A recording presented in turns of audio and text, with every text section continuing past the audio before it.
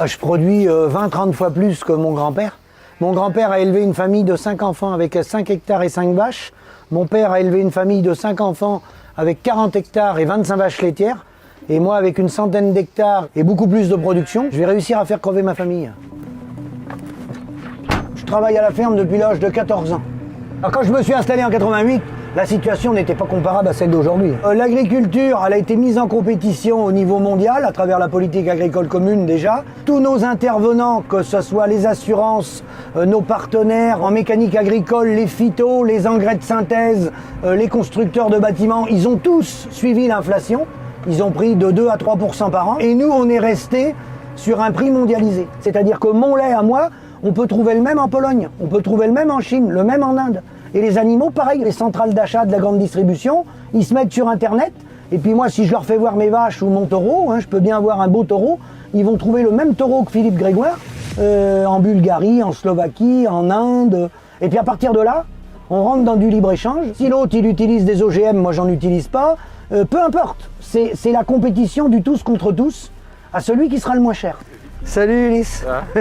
Content de toi. La route était bonne. Ouais. On va voir où se passe la traite des vaches, mais par contre tu vas pas voir les vaches à la traite, c'est pas l'heure. Je viens de sortir un livre enquête sur l'industrie de l'élevage et Philippe, ça a été un peu le lanceur d'alerte qui a déclenché mon enquête, qui m'a pris 2 ans et demi. J'ai 250 témoins, dont une centaine d'éleveurs, qui me dit personne ne voudra vous parler. C'était très compliqué de trouver des témoignages, des personnes qui osent parler en leur nom, d'autant plus. Parce que je me suis rendu compte que dans ce milieu, les gens sont terrorisés, ils sont menottés, parfois muselés, soit par leurs emprunts, soit par leurs acheteurs, les industriels, parfois même les coopératives agricoles qui sont censées les défendre. Là, derrière moi, on va rentrer, il y a mon tank à lait. Donc moi, je livre du lait. Ouais. C'est tout simple. Celui qui ouvre sa gueule, le gars qui vient chercher le lait, il va dire « Allô, t'as un petit problème, toi, avec la profession ?» Faut que tu saches qu'à la fin du mois, on arrête de te collecter. Au revoir, monsieur. Bonne journée. C'est tout simple. Poulet, canard, lapin. Et vous, ici, vous n'avez pas eu de problème, du coup? Alors moi, non, parce que moi, je suis pas une coopérative. Je suis un GIA. C'est un groupement de producteurs. Donc moi, j'ai pas affaire à un industriel. Si j'étais à une coopérative, ou Lactalis, ou Terrena, il y a longtemps que je livrerais plus de lait. Il n'aurait pas eu le temps de finir son livre, il n'y aurait plus de livraison. Voilà, c'est le fameux tank à lait. Ouais. Donc c'est là qu'on stocke le lait. Le lait part tous les 2 jours ou tous les 3 jours. Combien là-dedans? Là, il est beaucoup trop grand. Moi, je l'avais quand j'étais en conventionnel.